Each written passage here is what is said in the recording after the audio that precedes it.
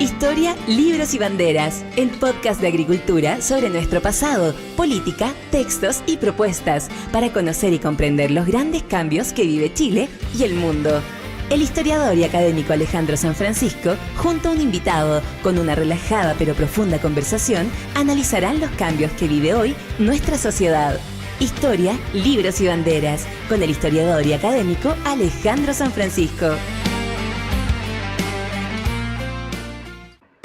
Hola, ¿cómo están? Qué gusto verlos nuevamente. Soy Alejandro San Francisco y estamos en Historia, Libros y Banderas, fin de semana del sábado 25 de marzo de 2023. Y tenemos la alegría de tener a uno de los políticos más destacados de su generación, a don Andrés Saldívar.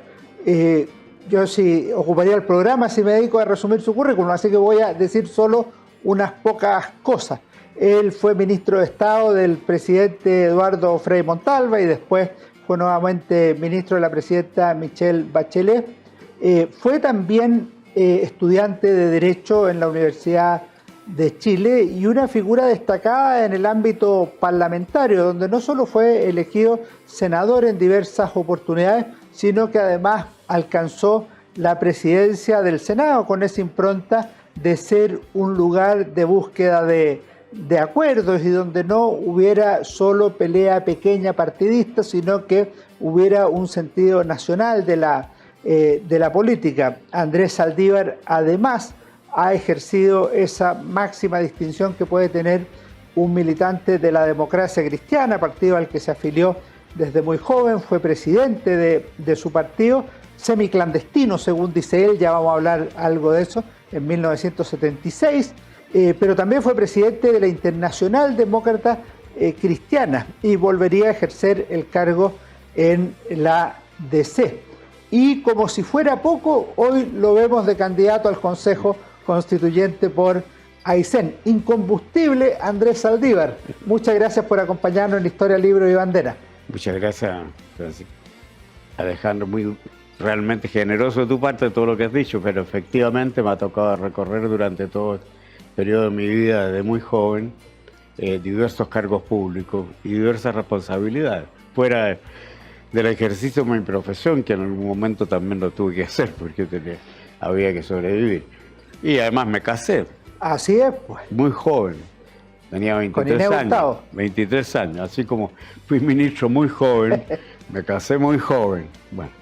Y realmente, bueno, creo que he tenido una experiencia de vida que he tratado de dar lo que uno, vivir como pienso y realmente ser lo más auténtico posible con la gente. Pero también en una cosa que me enseñó fundamentalmente mi madre y mis padres, el hogar donde me tocó formarme, era que en la vida uno no estaba solo para uno mismo, sino que tenían que estar dispuestos a tratar de también preocuparse de lo que pasa a los demás. Y el compromiso con el tema social. Era la famosa señora Chepita, ¿o no? Claro, mi madre era una persona que muy activa, y mi padre también, pero mi madre era una persona muy activa, muy religiosa, pero a su vez muy liberal, en el sentido de la palabra, no sé cuánto, respetar. Y eso es una cosa que también me inculcaron, a respetar a los demás, aun cuando piensen diferente. La discrepancia en la vida es muy importante, cualquier tipo, ya sea la familia. La familia, uno tiene muchas veces diferencias y hay que respetarse, bueno, más en la política. Y eso no se practica mucho, pero yo lo aprendí. Y eso también viene un poco de la formación un poco doctrinaria que recibí a través del ejercicio de mis cargos y todo el tema político. Es la inspiración de Maritain, que era el filósofo que a nosotros nos guiaba en ese tiempo, bueno, fuera de otras personas del mundo de la cultura y el conocimiento, pero Maritain decía, mire, lo que hay que, para que los países convivan entre su gente, hay que tener, tenemos que tener la amistad cívica. La amistad cívica es el fundamento, la amistad cívica es de que uno no tiene que considerar a su adversario como enemigo. Eso es el preludio de la guerra. Porque claro, porque eso es lo que comienza la pelea. Entonces, yo creo que uno de repente lo que echa falta precisamente es que no se entiende la política de lo que es. La política es el arte de lo posible, no de lo imposible. Lo imposible, por supuesto, siempre hay que tenerlo presente, porque es una manera de motivarla a uno para llegar a lo posible. Un horizonte. Claro. Pero en la política, yo en mis 70 años de política, tengo 86, yo empecé como a los 6 años a militar, esos han sido los nortes que me han guiado.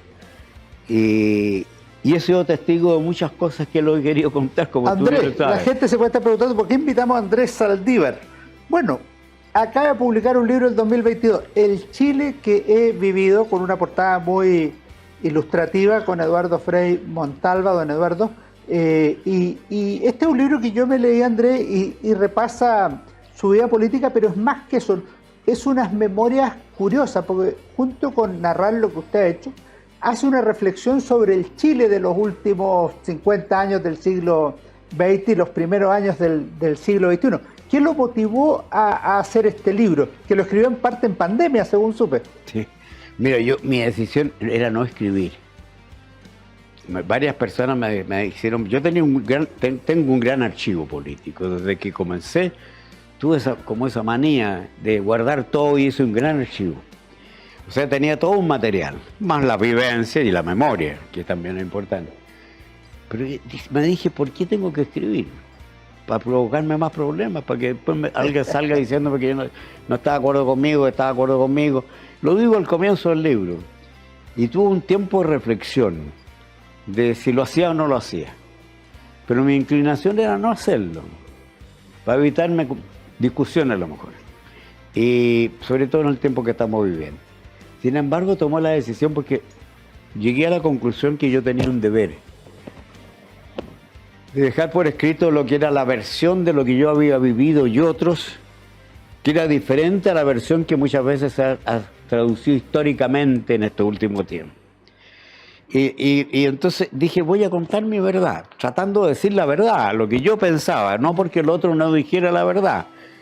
Pero que realmente, ¿qué es lo que pasaba en los años 60? ¿Cómo fue el tema de la Revolución en Libertad, ¿no es cierto? Todo el gobierno de Frei. La portada tiene un significado. Esa portada, ¿no es cierto?, tiene una foto que sale don Eduardo hablando por teléfono y yo salgo de espalda hablando por teléfono. No está fabricada esa foto, es real. La sacó un periodista sin darnos cuenta cuando el presidente Frei decidió nombrarme ministro. Estábamos en plena crisis de gabinete, porque había renunciado primero Sergio Molina, que es el ministro de Hacienda, un gran ministro, pero llegó un momento dado que tuvo un problema de entendimiento, de mayorías, que éramos minoría en el Senado. Pues lo que está pasando hoy día se repite en la historia. Lograron mayoría en la Cámara, el 65. Pero teníamos mayoría en la Cámara. Sí. Y primero renunció Sergio por ahí por diciembre. Y lo reemplazó Raúl Sáez, que duró... uno de los 9 sabios que se hablaba, una persona pero de muy alto nivel. Sergio Molina también había sido director de presupuesto de Carlos Ibáñez, un hombre un economista de primer nivel.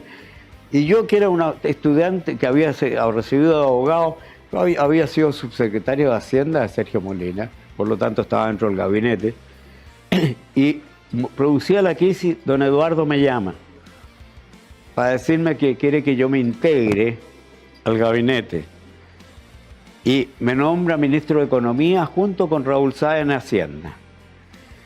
Y ahí, en esa foto, don Eduardo está hablando con la señora Maruja, que es su señora, haciéndole ver, contándole que lo que había pasado, que había habido cambio de gabinete, y yo estoy al lado, de espalda, hablando con mi señora, diciéndole que he asumido el cargo de ministro, porque era el mes de enero, que estaban todos en vacaciones, que yo había asumido el Ministerio de Economía. Y para más de mis pecados, no sé, yo tenía 31 años, un cabro, un niño, y al mes renunció Raúl Sáez, porque tuvo una discrepancia con el Mundo Pérez. que era el ministro del Que Interior. había asumido el Interior. Claro, que era una gran persona. Pero había esa discrepancia. Y Raúl Sáez, que era muy duro y no le gustaba que le pasaran por encima, renunció indeclinablemente al Ministerio de Hacienda. Y don Eduardo Frei no encontró otra cosa mejor que llamarme junto con Carlos Massat y Jorge Cagua al despacho de él para nombrar un ministro de Hacienda que reemplazara a Raúl Sáez. Yo era ministro de Economía. Y me acuerdo que tuvimos la conversación y yo fui partidario de que fuera Carlos Massat, el ministro de Hacienda, que era presidente del Banco Central, un gran economista, hoy está el día vive con nosotros y todo. Y Carlos Massat dice, no, yo creo que yo mi papel lo cumplo mucho mejor en la presidencia del Banco Central. Entonces don Eduardo Frei me mira y me dice, usted tiene que ser el ministro. Pero ¿cómo voy a ser yo ministro si soy ministro de Economía? Además quiere que me eche el Ministerio de Hacienda arriba. Por supuesto, pues me dijo, usted tiene capacidad política para buscar el acuerdo que falta. Y me nombró biministro de Hacienda y Economía. Bueno, y ahí cuento en el libro. Les recomiendo leer las anécdotas que aparecen cómo en las primeras negociaciones ya mostró esa capacidad política. Así que queda tarea pendiente para los auditores. Oiga, ¿qué lo motivó a usted a militar en la democracia cristiana? Porque la Falange tuvo 20 años trastabillando con pobreza entre un 2 y el 4% de los votos. Frei Montalva perdía elección. Eran años muy duros. Y de repente usted entra en una época en que la Falange va en alza. El 57, 14 diputados. El 61 superan a los conservadores, claro, por primera vez en la historia. Y el 63, partido mayoritario de Chile. Al año siguiente, la presidencia de la República. Se viene como una ola falangista demócrata cristiana ya desde el 57. ¿Cómo vivió usted esa época y qué lo motivó a estar en ese proyecto político? La verdad de las cosas, que yo creo que eso era un fenómeno que venía produciéndose generacional. Desde Eduardo Frei, padre, hacia abajo de la generación nuestra. Y así como ellos abrían espacio y camino en el mundo de la gran política, en el Senado, en la Cámara, Frei fue elegido senador por Atacama y Coquimbo, primero. 49. El 49. Después fue elegido senador por Santiago, el 57. Primera mayoría. La primera mayoría. Bueno, nosotros a su vez, que era la generación que veníamos, empezamos a ganar las universidades. Y no éramos el mismo partido, eran los socialcristianos y la Falange, pero andábamos por separado. Y fuimos precisamente nosotros, los dirigentes juveniles de la Universidad de Chile, la Universidad Católica en ese tiempo, que nos unimos, falangistas y socialcristianos, y dijimos que nuestra obligación era federarnos como partido. Hicimos la Federación Social Cristiana. Y nos fuimos a hablar con don Eduardo Frei y con don Horacio Walker. Don Eduardo Frei era el líder de la Falange, y don Horacio Walker era el gran representante del mundo social cristiano. Y le dijimos, mire, aquí nosotros creemos que no podemos, ¿por qué tenemos que seguir por separado? Y ellos nos encontraron toda la razón y se embarcaron y asumieron la tarea. Y tanto así que el año 57, si uno revisa el acta fundación de la democracia cristiana, está firmada por representantes de ambas generaciones, y dentro de lo cual yo estaba. Bueno, y eso, ¿no es cierto?, yo creo que hizo que la democracia cristiana también irradiara en el mundo de la cultura, en el mundo metido de la política de alto nivel, buenos abogados, ingenieros. Cuando compone el gobierno Eduardo Frei, tenía una impronta cultural muy fuerte. Estaba la revista Política y Espíritu, la editorial del Pacífico. Había un ambiente que era bien... Era muy rico. Las reuniones muchas veces se hacían en la editorial del Pacífico. Ah, sí. Y ahí se juntaban Arturo Valdés, que fue diputado nuestro, él era el que como gerenteaba la editorial del Pacífico. Bueno, y ahí se hacían publicaciones, teníamos por supuesto la revista Política de Espíritu, pero además se hacían publicaciones. Y después tuvimos la editorial Aconcagua. En los 70. En los 70, sí, ya durante el gobierno militar. Con Claudio Rego Vicuña. Claudio ha sido cabeza. Una hija mía trabajaba ahí, Paula, historiadora. Entonces, además teníamos institutos de formación. El ISHE era un instituto de formación que nos respaldaba la Fundación Konrad Adenauer, y ahí formábamos dirigentes. Ninguna persona entraba al partido sin pasar por curso de formación. Perfecto. O sea, la juventud se era capturada sobre la base, ¿no es cierto?, de formación y capacitación. Y hacíamos seminarios y eso le dio mucha potencia. Y eso hizo que mucha gente del mundo universitario, de nivel ya de profesional, se incorporara a la democracia cristiana. Fue muy rico. El gobierno de Eduardo Frei tuvo gente de muy buen nivel.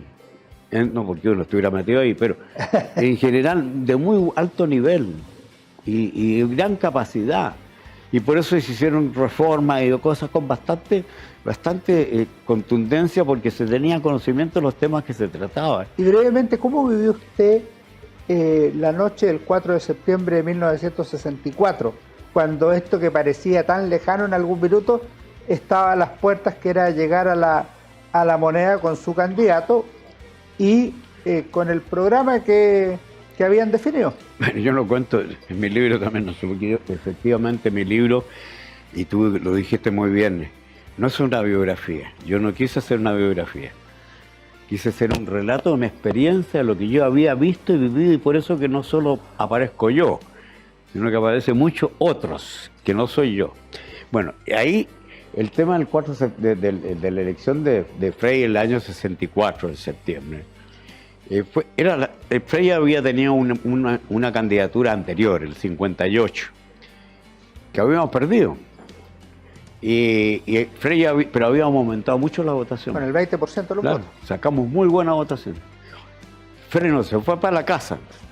Y nosotros tampoco nos dimos por vencidos, sino que nos preparamos para el 64. Y con todo este trabajo intelectual, todo este trabajo.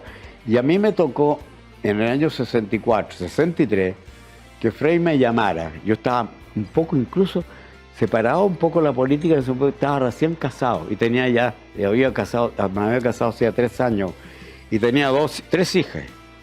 O sea que había sido muy fecundo. Pero tenía y me iba muy bien en la profesión de abogado. Yo estaba en toda la parte tributaria. Y entonces de repente Frei, a través de José Musalem, que era senador, me llama y me dice que quiere que me integre a su equipo de trabajo, el 63, para prepararnos para la elección del 64. Y que él quiere una persona que haga de secretario ejecutivo del programa de gobierno. Y quiere que yo asuma. Y yo asumí con una condición, que le dedicaba medio tiempo a mi profesión y medio tiempo a la campaña. Después lo consumió entero. Bueno, la cosa es que trabajamos bien, hicimos, incluso yo cuando llegamos Frei fue elegido el 64, ya teníamos muchos proyectos de ley preparados. Ya redactados. Redactados, listos para presentarlos, o sea que habíamos avanzado mucho. Y ahí es cuando Frei, yo tenía mi oficina como 2 o 3 oficinas más allá que la de Eduardo Frei en el comando ahí en la calle San Antonio. Y tenía una relación bien estrecha, a pesar de la diferencia de edad que yo tenía con él me tenía un gran cariño. Andrés, vamos a hacer un alto. Bien. Y la primera pregunta a la vuelta va a ser sobre Eduardo Frei Montalva. Estamos conversando con Andrés Saldívar a propósito de su libro El Chile que he vivido, editorial Catalonia 2022. Nos vemos a la vuelta. En CMPC llevamos un largo camino fortaleciendo nuestro trabajo, lo que nos ha permitido desarrollar distintas iniciativas junto a comunidades, por ejemplo, con la recuperación de un árbol extinto o el restablecimiento de agua potable en zonas rurales, la conexión del turismo y cultura a través de una sola ruta, o también el desarrollo de envases reciclables y amigables con el medio ambiente. Son esos y otros desafíos los que hoy nos permiten creer en el valor de las soluciones inspiradas en la naturaleza. CMPC, creando valor natural. Conoce más en cmpc.com. Volvemos en Historia, Libros y Banderas y estamos conversando con Andrés Saldívar, senador, ministro de Estado, figura clave de la política chilena en el último medio siglo y ahora candidato al Consejo Constituyente, autor del libro El Chile que he vivido. Andrés, yo le anticipaba que le quería preguntar por Eduardo Frei Montalva. No es un político al uso. Eduardo Frei Montalva a los 30 años tenía publicado 2 o 3 libros, yo los he leído, Aún es tiempo, Chile desconocido, La política y el espíritu, son libros de alto nivel intelectual. Es una persona que tenía votos propios, era el freísmo, no era lo mismo que la democracia cristiana. ¿Qué me puede decir usted de una persona que conoció tanto y tan cercanamente como Eduardo Frei, sobre todo para las generaciones que no tuvieron a Frei en la memoria o a la vista? No, yo creo que Frei ha sido uno de los grandes líderes de este país en los últimos años de la historia de este país, digamos, el siglo XIX y el siglo XX, del siglo XX y el XXI, digamos, de los 50 adelante, el año 1950 adelante. Y Frei era una persona, como tú dices, muy preparado. Él, además de la política, escribía, estudiaba, tenía un gran contacto internacional, era muy apreciado internacionalmente. Yo lo acompañé muchas veces a varias giras y era impresionante como el nivel que le daban a Frei. Frei, de las personas que llegaba a Roma y levantaba el teléfono y lo recibía el Papa. En ese nivel, porque, bueno, pero él siempre escribió. Y una cosa que más me decía a mí, que los políticos no deben de ser políticos profesionales, sino que tienen que prepararse bien profesionalmente para hacer bien la política, al revés.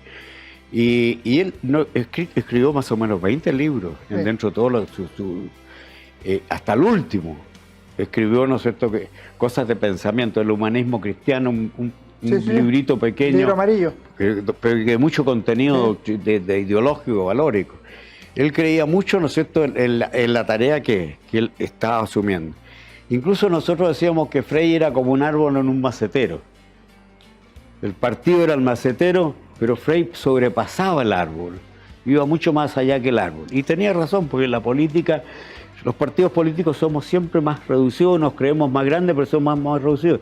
Si tú tienes que tener capacidad para abarcarte más allá que el propio límite de tu partido, para poder también recibir más adhesión y más respaldo para tus proyectos.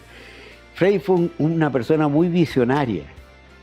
Mira, esto es lo que está pasando ahora respecto a la sequía y el tema metido del cambio climático.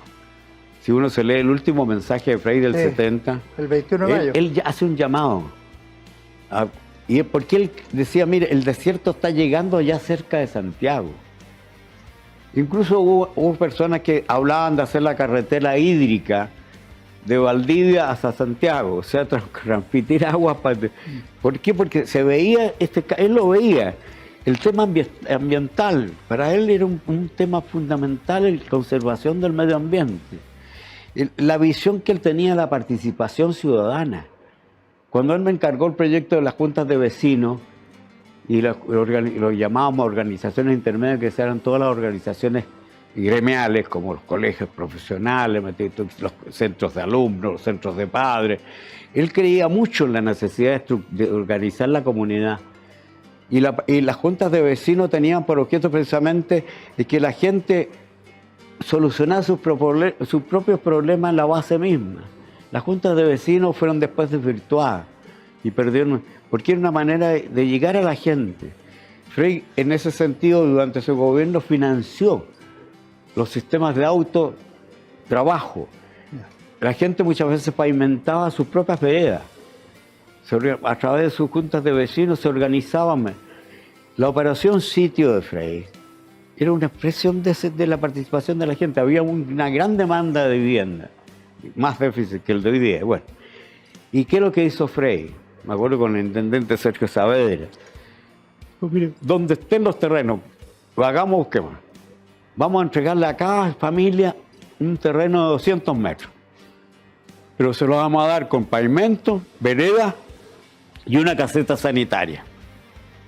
Y después lo vamos a ayudar a la autoconstrucción de su propia solución habitacional. Y si tú vas a Pudahuel, a Los Prados, a todos esos sectores, todavía se recuerdan de que ellos tienen sus casas gracias a este tipo de operación con participación de la gente. Frei era un hombre que tenía una visión del tema de las riquezas básicas de Chile, el cobre, que no era la estatización, sino que era asociarse.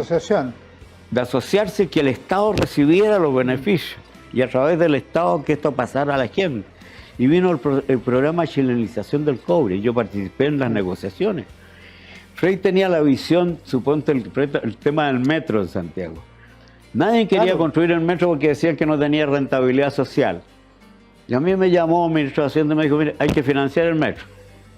Y además me dijo, vaya a firmar el contrato a París, A Francia. a Francia. Y yo partí a París a firmarlo. ¿Y por qué? Porque él creía que el metro había que hacerlo y efectivamente era una necesidad. Entonces tenía una visión. El tema de las comunicaciones. Construyó la Torre de Entel. Torrentel. ¿Para qué? Para tener a tomar todo el tema metido de la retransmisión por ondas metido. El tema, te digo, hasta la energía atómica. Se creó la Comisión de Energía Atómica metido en la Aguirre, estaba el centro metido en La Reina. Porque tenía una visión pero muy importante de largo tiempo. Andrés, ocurre una paradoja. Frei, por los estudios que yo he hecho, terminó con una popularidad bastante alta. Sí. Y sin embargo no logró haber sucesión presidencial demócrata cristiana. Y no solo eso, el candidato de C salió tercero de 3. ¿Cómo vivieron la elección del 70? Bueno, y después la poselección en que usted estuvo muy involucrado como ministro de Hacienda, precisamente. Mira, yo personalmente, precisamente uno de los grandes errores nuestros fue no habernos podido proyectar más allá del primer periodo de Eduardo Frei, porque yo siempre sostuve que lo que llamábamos la revolución en libertad, que eran los cambios sociales, quedaron inconclusos porque se provocó el conflicto político que terminó en un Chile que perdió su democracia, ¿no es cierto? Y ese error lo pagamos caro, porque no solo la democracia cristiana salió dañada, sino que el país yo creo que tuvo una interrupción que lo contuvo de poder haber llegado a ser un país de mucho mayor desarrollo y de mayor calidad. Y esa campaña yo creo que en parte se debió a que Radomiro tenía una visión diferente a la de Frei. Radomiro era una persona también muy visionario. Esa unidad social del pueblo, a mi amor, siempre me recuerda lo que pudo haber sido la alianza de centro-izquierda, con la cual afrontamos los gobiernos con Elwin y con Eduardo Frei, hijo después, y Michelle Bachelet. Pero se veía como que Radomiro estaba separado de Frei, o sea, Radomiro no se constituyó en el heredero. Un poco el gobierno. Era un poco. Entonces, eso trajo como consecuencia el hecho de que se cometiera ese gran error histórico desde el punto de vista nuestro. Y efectivamente Frei tenía una gran popularidad y después incluso, bueno, ya terminada rota la democracia, Chile volvió a, es decir, Frei volvió a tener ese liderazgo que muchas veces muchos de sus contradictores se lo habían desconocido. Sin embargo, no sé, hasta el día de hoy se recuerda a Frei en el Caupolicán en el 80. Sí, pero incluso lo retomó antes, en la elección del 73, en la senatorial, obtuvo 400.000 votos. Fue una elección espectacular, incluso arrastró un segundo senador y prácticamente duplicó a los demás candidatos. En esa elección yo fui candidato a senador por Atacama y Coquimbo, donde Frei había sido... Por mi zona, yo soy serenense. Y don Eduardo fue por Santiago. Y después Frei, yo además fui el sucesor de don Eduardo, porque Frei pasó a ser nominado como presidente de la Internacional Demócrata Cristiana el año 81. Y se mencionó, yo mismo trabajé mucho porque él fuera el presidente de la Internacional. Y cuando muere Frei, don Eduardo me piden a mí que sea el presidente de la Internacional. O sea, yo soy un poco el heredero de don Eduardo allá. Pero Frei... ¿Y era presidente usted cuando dio el discurso en el Teatro Caupolicán? Hay una foto de los dos juntos. Los dos juntos. A mí me tocó organizar el Caupolicán y él fue el que hizo el gran liderazgo, el famoso discurso que dijo en ese tiempo. Pero como te digo, Frei es una persona que yo, con motivo precisamente de este intercambio internacional, a cada parte donde yo iba don Eduardo. Don Eduardo lo ponían en el dentro de los más grandes líderes. Y tenía un reconocimiento de todos los sectores. Ahora, como toda persona puede haber tenido defectos, yo no creo que nadie es perfecto, pero ahí, ¿no es cierto?, viene algo que tú citaste que en un momento dado, cuando yo estaba presidente del partido un día, a propósito de la crisis... Vamos en el tercer bloque, eso no lo adelante. Ya. No lo adelante. Lo del alma del partido. Así es. Déjemelo para el tercer bloque. Bueno. Pero le voy a preguntar una cosa. Frey dijo que uno de los problemas del gobierno de la Unidad Popular, y usted lo vivió personalmente, fue no solo la descomposición de la democracia u otros problemas, sino la odiosidad que se veía en todos los ambientes. Yo he visto los ataques contra usted cita 2 o 3, pero en revista Punto Final y en otros son de un nivel de injuria muy permanente. ¿Cómo vivieron ustedes el 11 de septiembre? Porque por un lado usted dice, mira, faltaba ver cuál era el día nomás, pero estaba anunciado que iba a haber un golpe de Estado. Faltaba ver de quién iba a ser el golpe o si iba a haber guerra civil. El sistema, mira, estaba totalmente, el país vivía en una plena anarquía. Salvador Allende tenía un primer año de gobierno que nos desmentía a todos, porque hubo crecimiento, bajó la inflación, se mejoraron los salarios, el poder adquisitivo de la gente que se incrementó fundamentalmente, pero también nosotros lo dijimos en su momento que iba a ser flor de un día y que iba a terminar males. Y terminó, ¿no es cierto?, con un país dividido, tensionado, había atentado en uno y otro lado, uno no tenía seguridad, estaba el mercado negro. Es decir, la propia gente que hoy día vivió ese tiempo reconoce que era un gobierno que iba al descalabro, porque cuando se reproduce el golpe el país estaba ya en el orden de 300, 400% de la inflación, estaba las peleas, un día había marcha a favor del gobierno, al otro día marcha en contra del gobierno. Los trabajadores del cobre marchaban por la Alameda forrados en dinamita porque estaban en contra del régimen. Y uno veía esto y se le venía a la cabeza después, ¿no es cierto?, el libro de García Márquez, de La muerte anunciada, que se llama. Ese libro que tú lo lees y sabes que al final van a matar al protagonista, pero a pesar de todo sigue, ¿me entiendes tú?, la acción hasta cuando muere. Y era efectivo, todo el mundo pensaba que el golpe de Estado iba a llegar tarde, pero no sabíamos de si venía de un sector o de otro. El propio Salvador Allende, según me contó el propio Carlos Briones, que fue su último ministro de Interior, primero estaba convencido que Pinochet estaba con él. Tanto el día que a las 8 de la mañana, cuando él llega, Carlos Briones, parece ahí, él me contó. Lo primero que preguntó el presidente, ¿qué será el pobre Augusto? Pensaba el pobre que Augusto estaba ahí en Peñaflor comandando. ¿Peñalolén? Claro, en Peñalolén comandando el golpe. Bueno, entonces el país estaba totalmente inmanejable. Por eso es que nosotros sosteníamos que el golpe se iba a dar de todas maneras, pero no sabíamos si venía por la izquierda o venía por la derecha, tío, a dónde llegaba o no llegaba. Los primeros días, me acuerdo, cuando se produjo el golpe, los 3 o 4 primeros, yo estuve fondeado.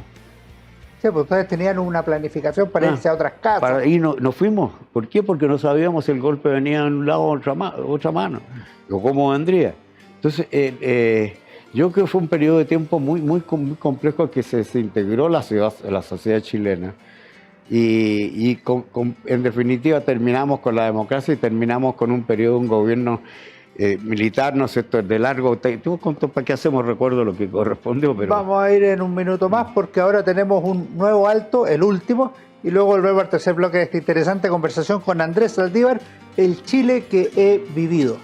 En CMPC llevamos un largo camino fortaleciendo nuestro trabajo, lo que nos ha permitido desarrollar distintas iniciativas junto a comunidades, por ejemplo, con la recuperación de un árbol extinto o el restablecimiento de agua potable en zonas rurales, la conexión del turismo y cultura a través de una sola ruta o también el desarrollo de envases reciclables y amigables con el medio ambiente. Son esos y otros desafíos los que hoy nos permiten creer en el valor de las soluciones inspiradas en la naturaleza. CMPC, creando valor natural. Conoce más en cmpc.com. Andrés Saldívar, después del 11 de septiembre yo advierto 3 posiciones en la democracia cristiana. Un grupo, a título personal, se suman al gobierno, asumen cargo, el ministro de Justicia, algunos en el área económica, el propio Caguas que usted mencionaba, exministros de Frey, William Thayer, Juan de Dios Carmona y otros. La posición oficial del partido es entender que la responsabilidad es del presidente Allende o del gobierno de la Unidad Popular y plantean el pronto regreso a la democracia. Algo similar plantea Eduardo Frei Montalva en su carta a Mariano Rumor. Y la tercera posición es la del grupo de los 13, que rechaza el derrocamiento del presidente constitucional Salvador Allende. Con el paso de los años, cuando usted asume como presidente de la democracia cristiana, ya hay una unanimidad del partido contra el gobierno, la dictadura del general Augusto Pinochet o de las Fuerzas Armadas. ¿En qué posición está usted ahí? Pues le toca asumir en un momento bastante complicado. El presidente del partido, Patricio Aylwin, había terminado casi con depresión y con una situación personal muy, muy menor, y usted dice, ya, pues, adelante.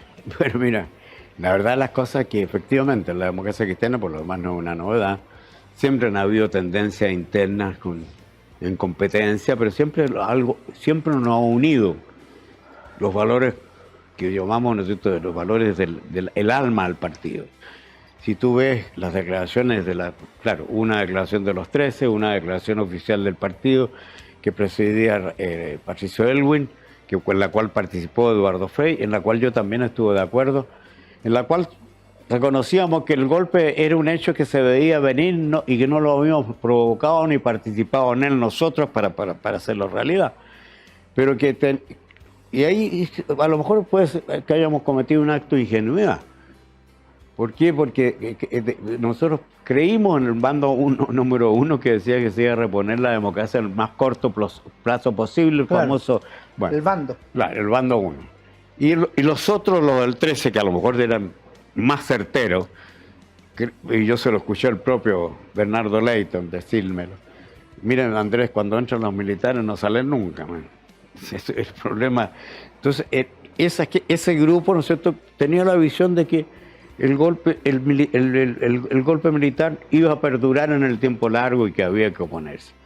Y al principio, efectivamente, dentro del partido no, porque no teníamos capacidad de reunirnos ni de tener una discusión amplia como para poder hacer. Nosotros reuníamos un pequeño núcleo del partido para poder tomar las resoluciones. Hubo gente que se incorporó al gobierno, y sin consulta al partido, como ser el ministro de Justicia, que era un hombre muy correcto, muy bueno. Yo seguramente se introdujo al gobierno también creyendo que era una manera de colaborar a reponer la normalidad democrática. Y hubo, ¿no es cierto?, gente que también se mantuvo metiendo en los cargos de alcalde o que fueron nominados, etc. Pero, como yo te diría, esto fue en septiembre, pero ya por octubre, empezamos a ver que el tema de derechos humanos y todo el tema de la persecución era brutalmente. Y empezó a haber mucho más gente nuestra crítica y vino un debate, y ahí yo participé también, en la cual tomamos la decisión de no permitir la incorporación del gobierno a personas que tuvieran puestos o militancia destacada dentro del partido. Sin embargo, algunos también aceptaron ser parte del gobierno. Yo tengo Jorge Cagua, que había sido vicepresidente del Banco Central, pasó incluso a ser ministro de Hacienda, después en reemplazo del ministro, bueno, era el almirante Montero, no me acuerdo de quién era. Pero y hubo gente nuestra que efectivamente, y William Thayer y Juan de Dios Carmona. Y nosotros ahí sí que nos pusimos firmes. Incluso a William Thayer y a Carmona los separamos del partido. Hubo una resolución interna del partido porque tenían una mucho mayor connotación lo que era su participación en el régimen que la participación en otros cargos menores.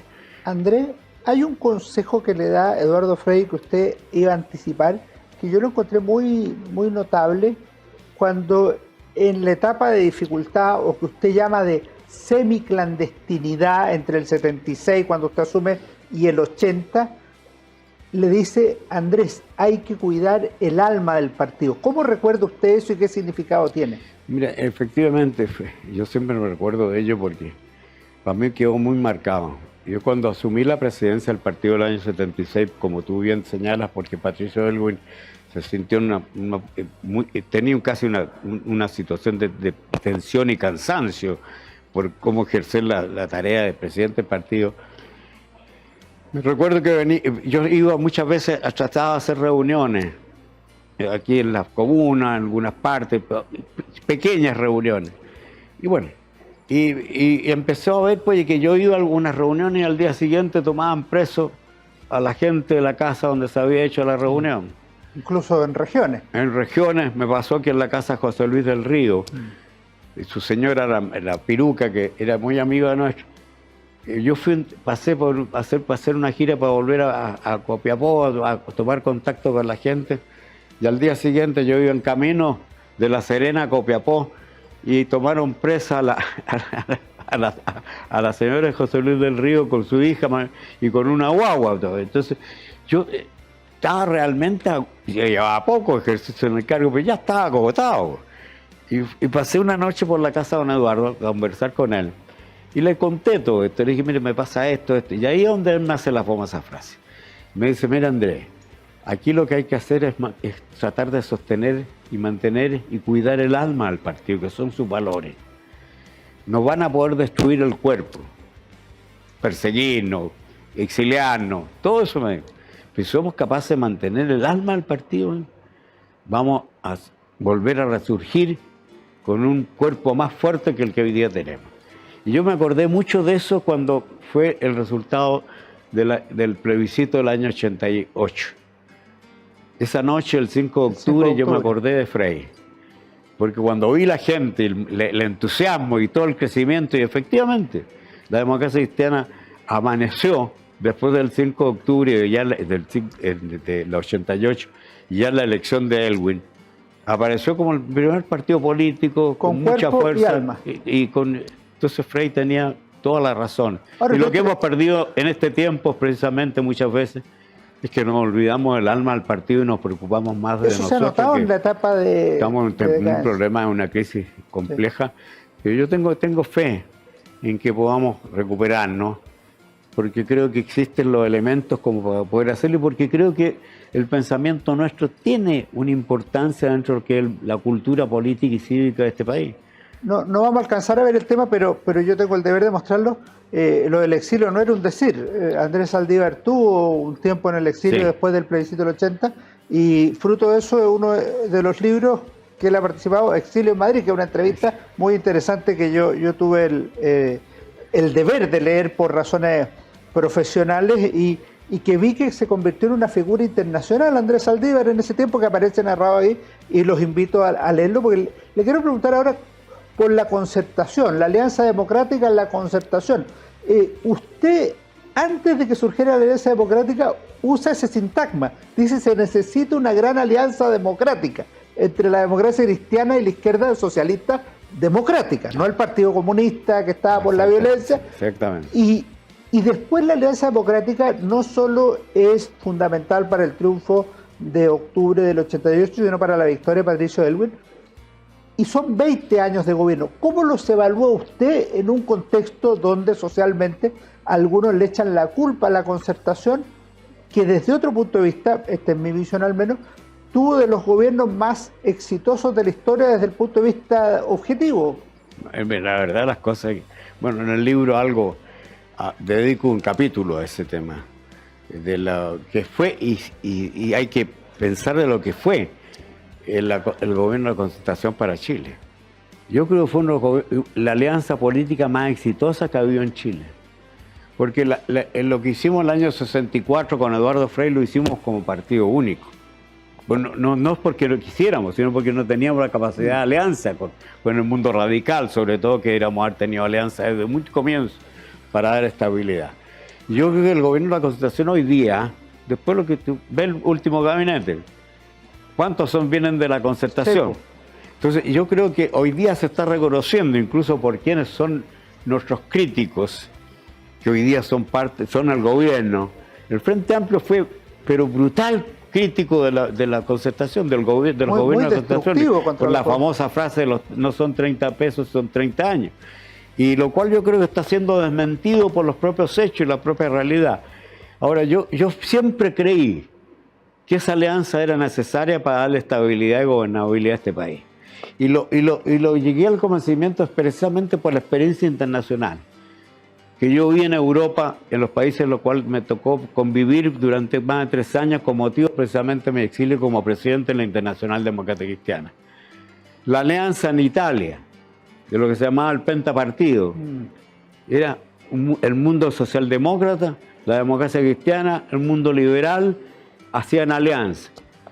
Lo que pasó en Alemania, Konrad Adenauer, cuando asume la presidencia como canciller en Alemania, hace una alianza del socialismo democrático y liberal. Yo vi el gobierno reciente de la canciller que acaba de renunciar hace poco, Angela Merkel. La Angela Merkel. ¿Cuál es su última alianza? Partido Socialdemócrata, sí, claro. Democracia Cristiana. Lo vi en España, lo vi en Italia, lo vi en Holanda. Esa alianza del mundo que tiene que hacer los cambios, porque hay que hacer los cambios sociales y avanzar, lo hacen, ¿no es cierto?, con moderación, ponderación, con conocimiento y con base política. Aquí en Chile la alianza del mundo socialdemócrata, democracia cristiana, gente del pensamiento social cristiano y gente liberal, pueden ser la gran estabilizadora de cualquier proyecto de gobierno. Entonces yo estoy convencido que por ahí está la solución, no está en ninguno de los extremos, ni la izquierda ni la derecha. Y del aporte del Senado, Andrés, usted fue un senador, y no uno cualquiera, fue un senador destacado, en algunos lugares lo eligieron de los mejores senadores que había tenido la naciente democracia, fue presidente del Senado en un año difícil, el año 98, lo eligieron precisamente el día en que el general Pinochet juró como senador vitalicio, y la verdad es que si uno mira el Senado, por ahí pasaron figuras de distintos partidos de un nivel realmente muy notable, Gabriel Valdés, Ricardo Núñez, Jarpa, Jaime Guzmán, usted mismo. ¿Cómo valora el aporte del Senado, que quiso derogarse en la Constitución promovida por la Convención Constituyente? Mira, mi experiencia en el Senado me enseñó cada vez, a convencer una vez más, de que la política se hace en el entendimiento y no en la confrontación. La confrontación es cuando uno quiere refundarlo todo, ya sea por el lado, un extremo o por el otro lado. Yo creo que siempre esa experiencia termina en un fracaso para los países. Y en el Senado a mí me tocó un periodo de tiempo en que no teníamos mayoría. Por los senadores designados. Por los senadores institucionales. Comencé cuando elegimos a Patricio Aylwin. Yo era miembro, fui elegido senador. Y era presidente del partido. En una campaña épica, fue con Ricardo Lagos. Así es. Pero ahí, ¿no es cierto?, yo fui partidario que Gabriel fuera presidente del Senado. Pero creía necesario para darle equilibrio en el Consejo Nacional de Seguridad. Y traté de buscar primero una alianza con Renovación Nacional. Y hablé con Jarpa, me reuní con él junto a mi directiva, a ofrecerle, ¿no es cierto?, que hiciéramos un gobierno del Senado conjunto. Y yo no sé por qué razón Jarpa nos entendían con Valdés. Puede ser por la Alianza Democrática del 83, puede ser, Jarpa. Pero claro, Jarpa. Y entonces Jarpa me dijo, por ningún motivo, Gabriel, si quieres tú, me dijo. Y le dije, yo no estoy para eso, yo soy el presidente del partido, no puedo, y creo que Gabriel tiene que ser igual. Y me sucedió algo que yo nunca pensé que iba a hacer. Recibí un recado de Jaime Guzmán, que yo lo consideraba más a la derecha que Jarpa, en la cual me dice que él está disponible a conversar. Para que Gabriel Valdés sea presidente del Senado. Y en mi casa hice una reunión en que participó Jaime Guzmán, yo creo que estaba Andrés Chadwick y algo más, de la UDI, y yo con mi directiva, y llegamos a un acuerdo en mi casa. Y Jaime Guzmán, que era un hombre bastante más práctico de lo que creen, que era más teórico que práctico, él me dijo inmediatamente que sí. Pero me dijo, me tienes que dar la vicepresidencia.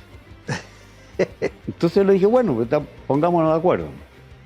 Yo te pongo a Gabriel y pongamos una persona tuya que no sea tan marcada, para que funcione bien esto.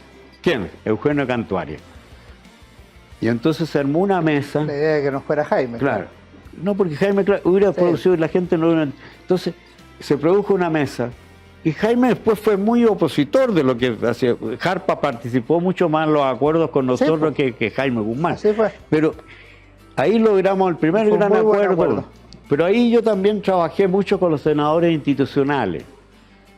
Con quién había sido, tú, por Carabineros, con aviación, y empecé a hilar. ¿Qué es lo que hay que hacer, Alfredo? Conversando. Y la aceptación de los hechos es una base de la política. Conversando, y yo empezamos a aprobar los proyectos. No teníamos ninguna mayoría. Entonces, yo nunca perdí una votación. Además, no me exponía nunca a que se produjera una votación negativa. Siempre llegamos y efectivamente avanzamos mucho. Hay una anécdota muy buena que se la recomiendo, la derogación del 11 de septiembre, que ahí estuvo también una buena negociación. Oiga, ¿me aguanto una pregunta más o no? Tenemos 2 minutos, pero le quería una cosa que hacemos con todos nuestros invitados. ¿Alguna recomendación de libro, algún libro que le haya gustado, algún libro que crea que debamos leer yo o los auditores de Historia, Libro y Bandera? Mira, me leí que un libro que yo creo que hay que leer, que es ¿Por qué fracasan los países? Ya. De Acemoglu y Robinson. Sí, los dos. Muy buen libro. Yo Muy me lo buen leí libro, también. te digo, además bien avalado por 9 premios Nobel. Y es bueno leerlo para saber, ¿no es cierto?, para no cometer los errores y que fracasemos como país. Claro. Creo que ahí tiene un tema, que es muy profundo de cómo las instituciones juegan papel fundamental en el desarrollo tanto económico, político y social de los países. Y está muy bien logrado. Ahora he leído más, pero ese libro, porque después viene otro tema, sobre el tema de los liberalismos, por qué fracasa el liberalismo, bueno, pero yo creo que ese es un libro que me lo leí en el verano. Muy buen libro, lo dejamos anotado, yo también me lo leí y efectivamente pueden ver la contrapartida. Se puede ver por qué tienen éxito los países, Claro. porque tienen instituciones. Es la contrapartida, sólidas. claro. Indica, ¿no es cierto?, que lo que ellos llaman las instituciones intrusivas, extractivas, es bien interesante, sobre todo para quien participa en la cosa pública. Oye, ¿me permite un regalo, Andrés? Yo sé que a usted le gusta mucho la historia. En una charla por ahí por el año 90 le escuché que había leído a Julio Hayes, El parlamentarismo. Yo le regalo La Guerra Civil de 1891, Chile, un país, 2 ejércitos, miles de muertos. Un tema doloroso, que es un libro mío sobre el conflicto fratricida del gobierno de José Manuel Balmaceda y que yo creo que le puede interesar para después de la campaña o para los largos viajes que tiene que Ahora, dar. No, te agradezco el libro porque realmente yo soy un admirador de Balmaceda, y creo que él escribió un capítulo importante que además nos da una enseñanza. Cómo un país que tuvo una revolución como la del 91, que fue sangrienta, fue capaz de poder reponerse y sobrevivir y proyectarse. Seguir adelante. Y salir adelante. Y yo creo que eso todavía nos queda a nosotros. Sobre todo que ahora que vamos a celebrar los 50 años, que se está difundiendo, sí. Ojalá que sea la conmemoración de los 50 años, sea para buscar encuentros, para aprender que no hay que cometer errores y hacer algo que yo creo que es fundamental. Entender que en la política no hay amigos y enemigos, sino que hay gente que piensa distinto y que lo importante es que cuando uno está en un cargo, que es de responsabilidad, escuchar a la gente que piensa distinto y no descalificarla porque piensa distinto. Totalmente de acuerdo. Es muy importante en la convivencia de un país y de la gente. Pero miren, las personas que piensan distinto o que piensan similar a Andrés Saldívar van a leer este libro con provecho, creo yo. Es un libro que habla de la historia de Chile en los últimos 60 años por uno de sus actores más relevantes. Andrés, le doy las gracias por haberse hecho este tiempo de acompañarnos en Historia, Libro y Bandera. Bueno, gracias Alejandro por la invitación que me ha hecho. Estoy seguro, que espero que en el tiempo largo sigas tú escribiendo sobre la historia, porque es importante tener más gente que relate la historia del país.